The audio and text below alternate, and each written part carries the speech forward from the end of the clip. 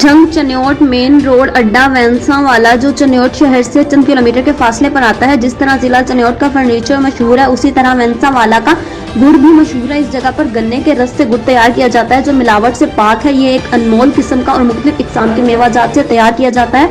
गुड़ भी एक मेवे के जिम्रे में आता है। लोग इसको बड़े शौक से खाते हैं। गुड़ अक्सर खाना खाने के बाद खाया जाता है जो ज्यादा मजा देता है और ज्यादा मुफीद साबित होता है।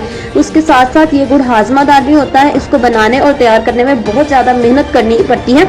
कम बेश 4-5 घंटे की मेहनत के बाद ये गुड़ तैयार होता है। गोल्डन कलर और रंग वाले गुड़ को शौकीन ज्यादा पसंद करते हैं। गुड़ बनाने वाले मालिकान का कहना है कि हमारा गुड़ साफ सुथरा और केमिकल से पाक है, इसीलिए हमारा गुड़ खरीदने दूर दूर इलाकों और शहरों से लोग आते हैं। रिपोर्ट कर रहे हैं लियाकत अली।